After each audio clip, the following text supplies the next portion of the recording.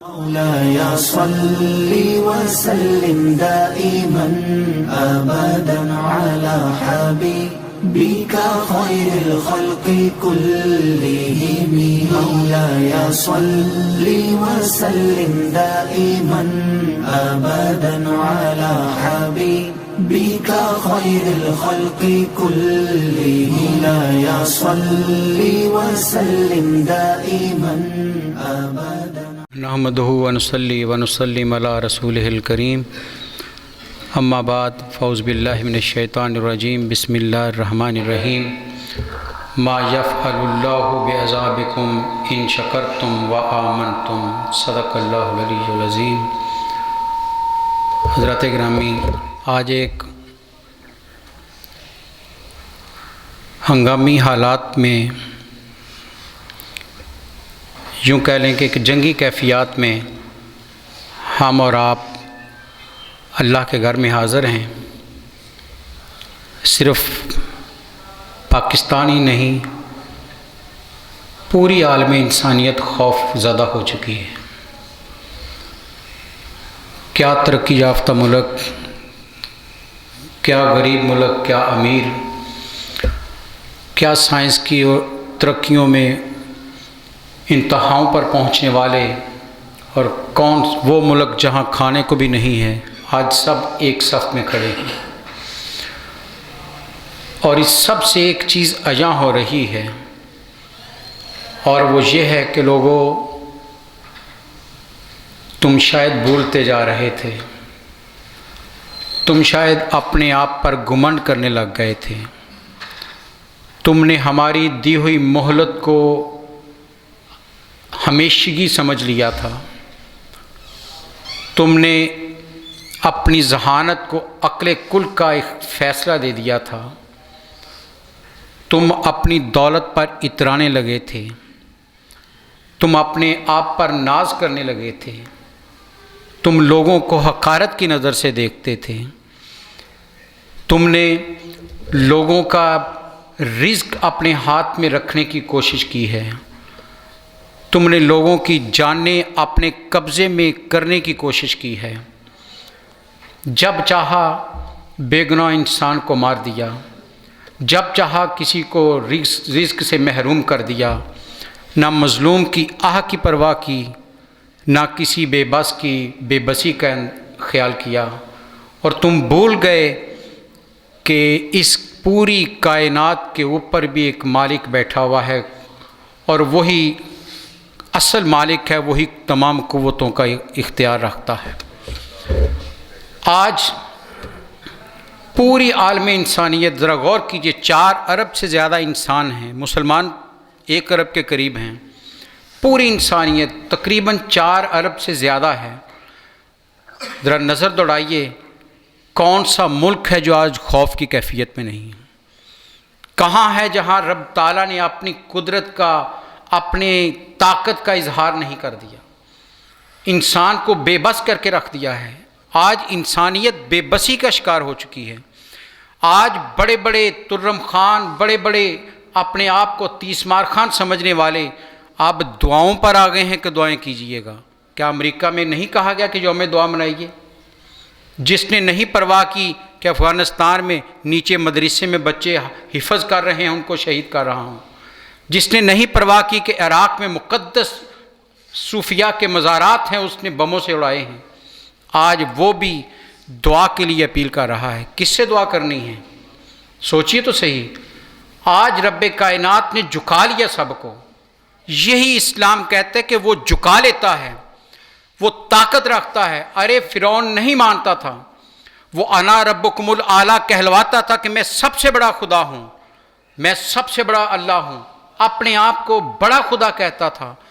لیکن جب دریا نے 2 غوطے دیے ہیں، ساری خدائی بھول گیا اور زبان حال سے پکارنے لگا کہ آمنت برب موسیٰ و ہارون. ارے میں موسیٰ اور ہارون کے رب پر ایمان لاتا ہوں. لیکن فرشتے نے گلا دبا دیا. ارے اب تو عذاب کا شکار ہو چکا، اب تیرا ایمان قبول نہیں. منوا وہ لیتا ہے، طاقت کو منوا لیتا ہے. کامیاب انسان وہ ہے جو خود اپنی رضا سے اس کے سامنے جھک جاتا ہے. ہم شاید اور جب ہم کہتا ہوں تو اس میں ہم بھی شامل ہیں، مسلمان بھی شامل ہیں. ہم اپنی خوشیوں تک محدود رہے، ہم اپنے گھر کی خوشحالی تک محدود رہے، ہم نے سجدوں پر بڑا ناز کیا، ہم نے چند لوگوں کے ہاتھوں میں خیرات دے کر اشتہارات بھی دیے، لیکن بھول گئے کہ میرے نبی کی تعلیمات کیا تھیں. ارے ساری رات عبادت کرنے والا وجود بھی رو رو کر کہہ رہا ہے کہ یا اللہ تیرے فضل سے ہی میں بخشا جاؤں.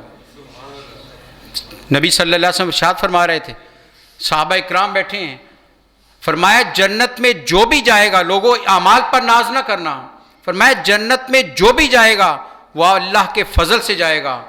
ایک صحابی نے جرأت کر لی، پوچھ لیا یا رسول اللہ صلی اللہ علیہ وسلم آپ؟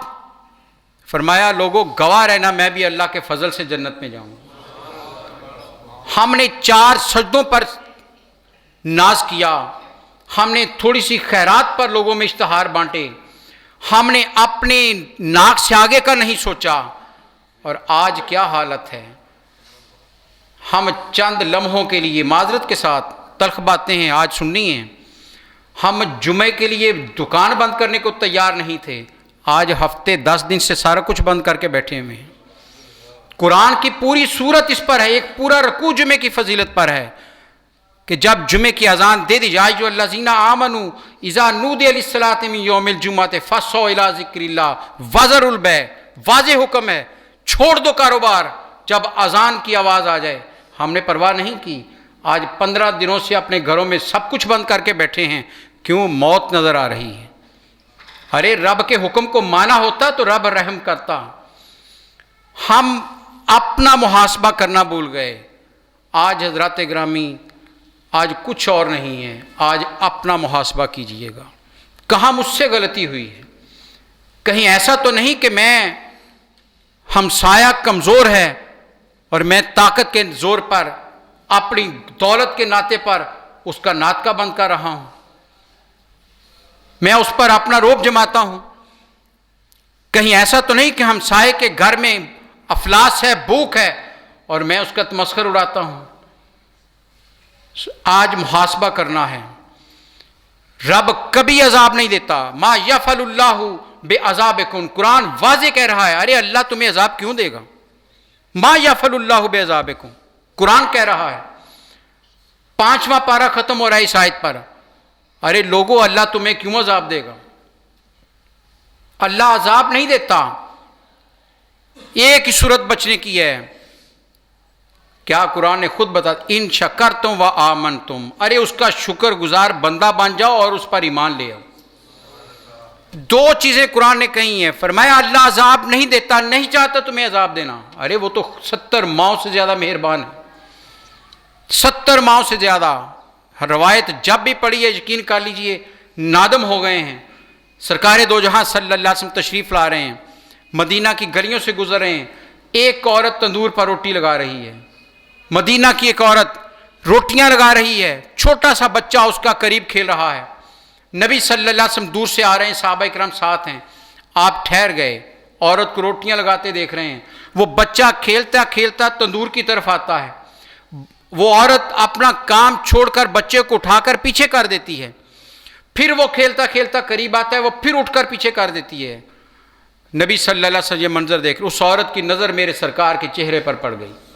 خوش قسمت تھی، چہرہ والضحیٰ سامنے آیا، کام کو چھوڑا، بھاگی گئی نبی صلی اللہ علیہ وسلم کے دربار میں اور وہ سوال کر لیا جو ہمارے لیے آج اسوہ بن گیا. کہا یا رسول اللہ صلی اللہ علیہ وسلم، میں ایک ماں ہوں، مجھ سے اپنا بچہ آگ کی تپش کے قریب برداشت نہیں ہوتا. میں سب کچھ چھوڑ کر آگ میں گرا نہیں ہے، قریب آتا ہے تو میں پیچھے کر دیتی ہوں. یا رسول اللہ، اللہ کو اپنی مخلوق کیوں اسے دوزخ میں پھینک کے، کیا اچھی نہیں لگتی؟ کیا اس پر رحم نہیں آتا کہ وہ اسے دوزخ میں پھینک دے گا؟ اور روایت کیا کہتی ہے حضرات گرامی؟ روایت کہتی ہے یہ جملہ کہنا تھا اس عورت کا، سرکار دو جہاں کی آنکھوں سے آنسو بہنے شروع ہو گئے. ارے کائنات کے سب سے بڑے وجود کی آنکھوں میں آنسو آ گئے اور میرے سرکار نے کہا اے عورت سن، خدا کی ذات کی قسم، اللہ 70 ماؤں سے بھی زیادہ مہربان ہے. انسان ہی ہے جو دامن چھڑا کر دوزخ میں جاتا ہے. وہ نہیں چاہتا تمہیں پھینکنا۔ ہم اپنے اعمال کا حساب نہیں کرتے۔ میں دوسرے کی طرف انگلی اٹھاتا ہوں، کبھی آئینے میں اپنا چہرہ نہیں دیکھا۔ میں دوسرے کو ننگا کرنا چاہتا ہوں، کبھی اپنے بدن پر داغ نہیں دیکھے۔ آج موقع ہے، آئیے رو کر اپنے رب سے یہ التجا کریں کہ یا اللہ ہمیں معاف کر دے۔ ہم سیاکار صحیح، گناہ گار ہیں، غلطیاں ہو چکی ہیں، لیکن آئندہ غلطی نہیں کریں گے۔ اور یہ ذہن میں رکھیے، توبہ کا مطلب یہ نہیں ہوتا کہ آپ کہیں یا اللہ میں توبہ کرتا ہوں۔ علماء کہتے ہیں، قرآن کہتے ہیں توبۃ النصوح کرو۔ اور توبۃ النصوح کیا ہے؟ کہ توبہ یہ ہے کہ جس گناہ سے توبہ کر رہے ہو پھر دوبارہ اس کی طرف جاؤ ہی نہ، یہ توبہ ہوتی ہے۔ جس عمل سے، جس گناہ سے، جس غلطی سے توبہ کی ہے پھر ساری زندگی اس کی طرف رخ بھی نہ کرو، یہ توبہ ہوتی ہے۔ آئیے آج توبہ کریں کہ ہماری زبان گندہ نہیں بولے گی، ہمارے نظر غلط نہیں دیکھے گی، ہم کسی کی عزت کو اچھالنے کی کوشش نہیں کریں گے، ہم کسی کی غلط طرف غلط نظر نہیں اٹھائیں گے۔ ارے سجدے یقیناً ہوتے ہیں، ہوتے رہیں گے، لیکن کیا وجہ ہے آج مساجد میں روکا جا رہا ہے؟ ارے کچھ تو خدا کو غصہ ہے نہیں، جلال میں ہے رب، اپنے گھر سے روک رہا ہے۔ کیوں؟ ارے تو سجدوں پر ناز کرتا تھا، میرا بندہ گھر میں بھوکا رہ گیا۔ ارے تو اپنی عبادت پر ناز کرتا تھا، تیرے ہمسائے میں بلک بلک کر جان دینے والا موجود تھا، اسے دوائی کے پیسے نہیں تھے، تو نے بڑے عمرے کیے، بڑے حج کیے، لیکن کسی غریب کی بچی اس لیے بیٹھی رہ گئی کہ اس کے پاس دولت نہیں کہ وہ اس کی شادی کر سکتا۔ سوچا کبھی اس انداز سے؟ آئیے آج اس انداز سے سوچیں اور پھر رب کی رحمت کو پکاریں۔ وہ مایوس نہیں کرتا، وہ خود پکارتا ہے، لا تقنطوا من رحمت اللہ ان اللہ یغفر الذنوب جميعا۔ قرآن برملا کہتا ہے لوگوں رب کی رحمت سے مایوس نہ ہونا، اللہ چاہے گا تو سارے ہی گناہ معاف کر دے گا۔ آج معافی طلب کرنے کا موقع ہے، رو رو کر گھر میں بیٹھ جائیے، اپنے بیوی بچوں کو سامنے بٹھا لیجئے گا۔ نامعلوم گھر میں بچوں کے ساتھ ہم کتنی زیادتیاں کرتے ہیں، بیوی کے کتنے حقوق چھینتے ہیں، والدہ کو اور باپ کو کس طرح لتاڑ دیتے ہیں، بڑے بھائی کی عزت کس طرح پامال کرتے ہیں۔ اپنے گھر سے دیکھیے گا، محاسبہ کیجئے گا۔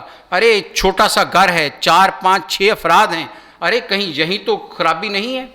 میں باہر ڈھونڈ رہا تھا، خرابی کہیں اسی 4 دیواری کے اندر نہ ہو کہ مجھ سے ماں کا حق ادا نہیں ہو سکا، مجھ سے بھائی کی خدمت نہیں ہو سکی، مجھ سے بہن کی عزت کا خیال نہیں رہا، میں نے بیوی کے حقوق ادا نہیں کیے۔ سوچئے گا اور پھر ہاتھ اٹھا لیجئے گا، یقیناً ہم سب اس میں مجرم ہیں۔ رب ہمیں اس وبا سے پناہ دے، وہی دینے والا ہے، وہی ایک ذات ہے۔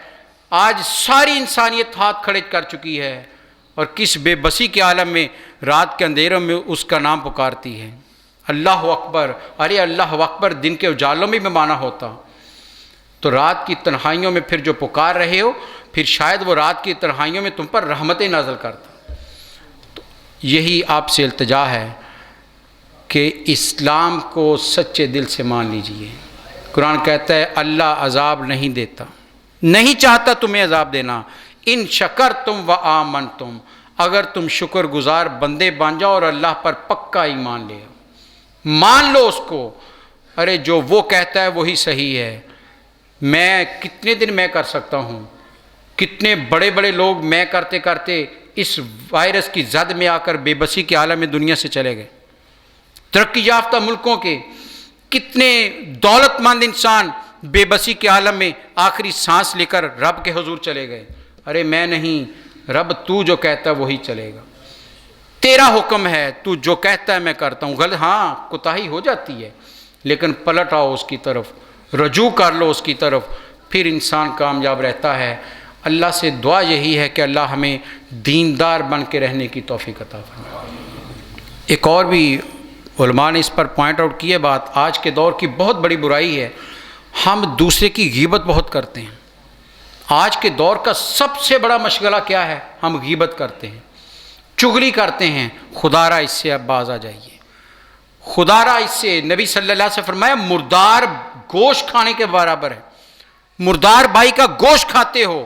صحابی کو ساتھ لے گئے، اس نے ایسی بات کی کسی کے بارے میں، آپ نے سنی، اسے کہا میرے ساتھ آؤ، لے گئے مدینہ سے باہر، ایک جانور مرا ہوا پڑا تھا، جسے گدھ نوچ رہے تھے، آپ دور کھڑے گئے، فرمایا اس کو کھاؤ۔ اس نے کہا یا رسول اللہ اسے کراہت آ رہی ہے، یہ تو مردار ہے۔ فرمایا وہ جو تم اپنے بھائی کی باتیں کر رہے تھے وہ یہی گوشت کھانا ہی تو تھا۔ باز آئیے، خدا کے لیے ہمیں تلخ لگتی ہیں باتیں، ہمیں واہ واہ کی بات اچھی لگتی ہے، ہمیں بتایا جائے کہ بس ہاتھ میں ہاتھ دو، بس جو مرضی کرو کامیابی نہیں، اعمال سدھریں گے تو کامیابی ہے، رویے درست ہوں گے تو کامیابی ہے۔ اگر صرف اعمال پر اور نسبت سے کام چلنا ہوتا، تعلق سے کام چلنا ہوتا، ارے کربلا میں میرے نبی کا خاندان اپنا سر نہ کٹواتا۔ داستان ہم سنتے ہیں، ارے کیوں سر کٹوا دیے 6 ماہ کے بچے کے بھی اور 17 سال کے جوان بیٹے کے بھی۔ دین سب سے مقدم ہے، اس کے لیے سب کچھ قربان کیا جا سکتا ہے، اپنی میں قربان کر دیجئے دین پر، پھر کامیابی ہے۔ اور آخر میں اس کے حوالے سے جو ہدایات دی جا رہی ہیں اسی پر بات کو ختم کرتا ہوں۔ خدا کے لیے میں نے پہلے بھی ایک دن کہا تھا، افضل صورت کیا ہے؟ افضل صورت اور جس میں زیادہ ثواب ملتا ہے وہ گھر سے وضو کر کے آنے میں ہے۔ میرے نبی صلی اللہ علیہ وسلم کی سنت مبارکہ یہ ہے کہ گھر سے وضو کر کے، اور علماء کہتے ہیں کہ گھر سے وضو کر کے آؤ، ہر قدم پر ثواب ملتا ہے۔ لیکن ہم نے شاید سمجھا ہے کہ مسجد میں وضو کرنے سے شاید پانی میں کوئی اجر ہوتا ہے، نہیں، گھر سے وضو کر کے آنے میں اجر ہے۔ آج میڈیکل سائنس روک رہی ہے نا ہمیں، آج شاید ہم موت کے خوف سے کرنا شروع کر دیں، ارے میرے نبی کی تعلیمات اپنا کر گھر سے وضو کر کے نکلتے تو کتنا اجر ملتا، بھول گئے ہم۔ اور دوسری بات، سنت اور نوافل گھر میں ادا کیجیے۔ میرے نبی صلی اللہ علیہ وسلم کی سنت مبارکہ یہ تھی، آپ فرض ادا کر کے سنتیں پہلے بھی پڑھ کر آتے اور بعد میں جا کر گھر میں پڑھتے تھے۔ ارے سنتوں کا پرچار بڑا کرتے ہیں، لیکن یہ بھی سنتیں میرے سرکار کی ہیں۔ آج تو سارے موت کے خوف سے یہ کہہ رہے ہیں، میرے سرکار نے 15 صدیاں پہلے اپنی سنت دے دی تھی کہ لوگوں گھروں کو بھی عبادت کا مرکز بناؤ اور مسجد میں خدا کو سجدے کرو۔ فرمایا تھا اپنے گھروں کو قبرستان نہ بناؤ۔ پوچھا یا رسول اللہ وہ کیسے؟ فرمایا گھر میں بھی نماز پڑھا کرو، سنتیں نفل گھر میں پڑھیے گا۔ آج حکم یہی ہے، اور ریاست کا حکم ماننا بھی علماء کہہ رہے ہیں، میں نہیں کہہ رہا، مفتی منیب الرحمان ہوں یا دیگر جتنے بھی علماء ہیں، سب کا متفقہ اس پر فتویٰ ہے کہ ریاست کا حکم ماننا بھی شریعتاً جائز ہے جب انسانی جان کو خطرہ ہوتا ہے۔ اس لیے فرض نماز ہوگی۔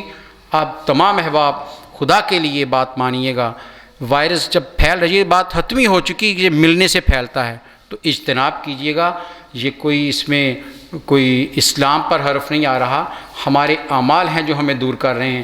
وقت گزر جائے گا، توبہ کیجیے، استغفار کیجیے، اللہ سے معافی مانگیے اور پھر احتیاط کیجیے۔ اللہ تعالیٰ مجھے اور آپ کو اپنے حفظ و امان میں رکھے۔ وآخر دعوانا الحمدللہ۔ مولاي صل وسلم دائما أبدا على حبيبك خير الخلق كلهم مولاي صل وسلم دائما أبدا على حبيبك خير الخلق كلهم مولاي صل وسلم دائما أبدا